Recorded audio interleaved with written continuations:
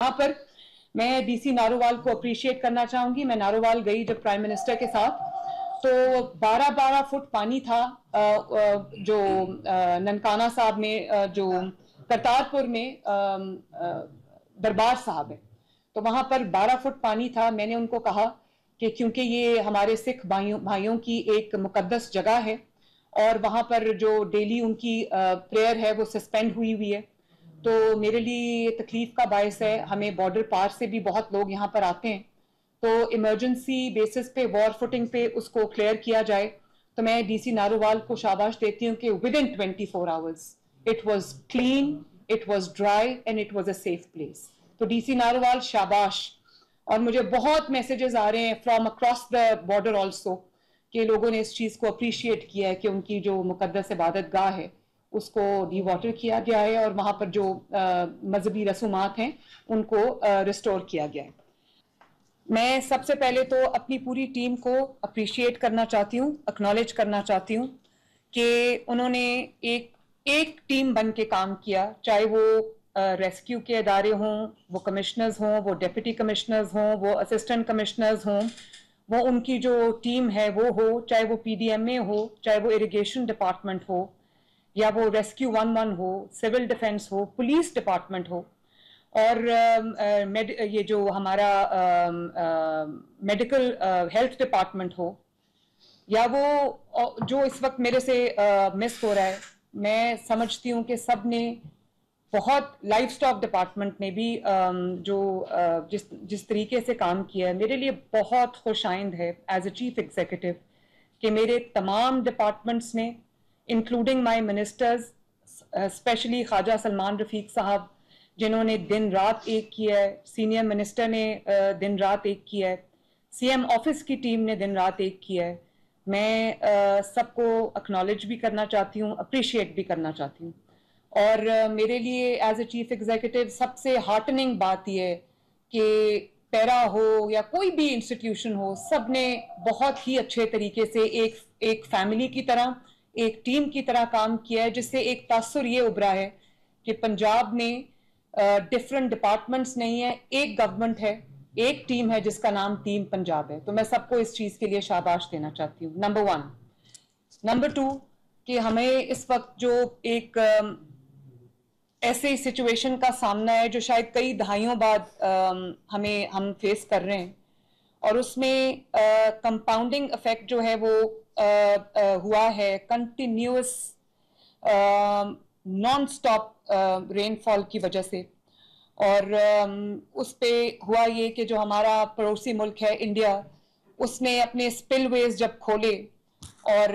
وہ سارا پانی وہ ایڈ ہو گیا, اور دریاؤں میں اتنی کیپیسٹی نہیں تھی, وہ اوور فلو کر گئے.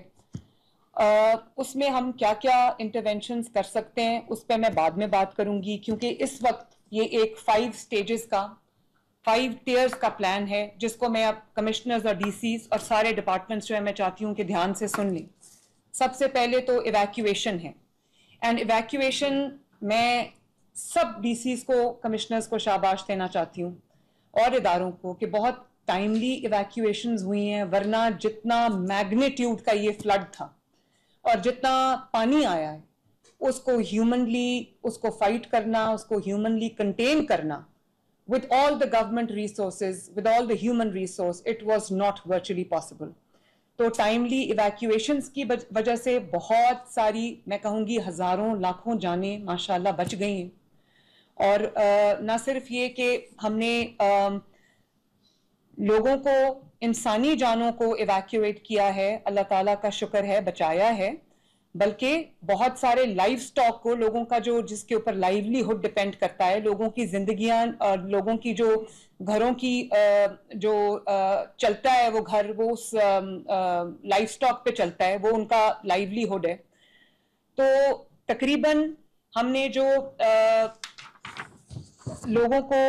اس وقت پرسنز ایویکویٹڈ اینڈ ٹرانسپورٹڈ, وہ تقریباً 6 لاکھ کے قریب پنجاب کے وہ لوگ ہیں جو انانڈیٹڈ ایریا سے ہم نے ایویکویٹ کیے ہیں, ٹائملی ایویکویٹ کیے ہیں. اور جو اینیملز ایویکویٹڈ ہیں وہ تقریباً 4.5 لاکھ, اور 4.5 لاکھ اینیملز کا مطلب ہے 4.5 लाख लाइवलीहुड्स आपने बचाई हैं। तो बहुत अच्छा ये एक ऑपरेशन हुआ है। और अगर मैं ये कहूँ कि पाकिस्तान की तारीख का ये सबसे बड़ा इवैक्यूएशन और रेस्क्यू ऑपरेशन था, तो ये मेरा ख्याल है कि ये एग्जैजरेशन नहीं है, मुबालगा आराई नहीं है। और इस रेस्क्यू ऑपरेशन को इस लेवल की, इस मैग्नीट्यूड की इवैक्यूएशन को कैरी आउट करने के लिए आई थिंक मैं आप सबकी बहुत शुक्रगुजार भी हूँ। पहला मरहला इवैक्यूएशन है, अच्छी तरह से वो अंजाम को पहुंचा। अब जिन डिस्ट्रिक्ट्स में सैलाब का खतरा है, पानी आने का खतरा है, उनको मैं ये कहूँगी कि वो टाइमली इवैक्यूएशंस करें। चाहे आपको, मैं इस चीज़ को अंडरस्टैंड करती हूँ कि लोगों को अपना घर छोड़ के जाने में थोड़े से रिजर्वेशंस होते हैं, एक ह्यूमन ये एक इमोशन है। तो मैं आपसे ये कहूँगी कि अगर आपको फुल इवैक्यूएशन भी करनी पड़े लोगों की जान और माल बचाने के लिए, तो वो आपको करना चाहिए। इसलिए जो अब डिस्ट्रिक्ट्स अब जिनकी लाइफली अल्लाह ताला खैर रखे, बट जो डिस्ट्रिक्ट्स अब अंडर स्ट्रेस आने वाले हैं, वो जंग है, मुल्तान है, मुजफ्फरगढ़ है, उकाड़ा है, साहिवाल है, टोबा टेक सिंह है, खानेवाल है, कसूर है, पाकपतन है, विहाड़ी है, बहावल नगर है, बहावलपुर है, और अगले 2-3 दिन के बाद राजनपुर है, रहीम यार खान है। इन सब को अपनी प्रिपेयर्डनेस जो है उसको बिल्कुल एयर टाइट बनाना चाहिए, टाइमली इवैक्यूएशंस करनी चाहिए और रेस्क्यू के लिए तैयार रहना चाहिए। और सिर्फ जो मैंने जैसे कहा कि अपने सिटीजन्स को रेस्क्यू नहीं करना, उनका माल मवेशी भी रेस्क्यू करना है, उसके लिए भी आपकी प्रिपेयर्डनेस होनी चाहिए। और जो आपकी बोट्स हैं उसके अंदर पूरा जो एक गाय भैंसों को या बकरियों को उस एक कश्ती पे चढ़ाना बहुत मुश्किल है, तो कुछ डिस्ट्रिक्ट्स ने वो बेड़े यूज किए। तो मैं तमाम डिस्ट्रिक्ट्स को, मेरी ये स्टैंडिंग इंस्ट्रक्शन है कि वो अपने बेड़े अरेंज करें ताकि वो उसके ऊपर एक वक्त में बहुत बड़ी तादाद में जो मवेशी है उसको आप रेस्क्यू कर सकते हैं, इवैक्यूएट कर सकते हैं। तो आप अपने जो बेड़े हैं वो हर डिस्ट्रिक्ट के पास मुझे अपना बेड़े रेडी करके और मुझे उसके बाद उसकी जो वीडियोज हैं और तस्वीर हैं वो मुझे मिलनी चाहिए। इवैक्यूएशन का प्रोसेस हो गया, रेस्क्यू का स्टेज हो गई, जिन जगहों से पानी जो है वो रिसीड कर गया। अब रिलीफ ऑपरेशन की मैं बात करूंगी। रिलीफ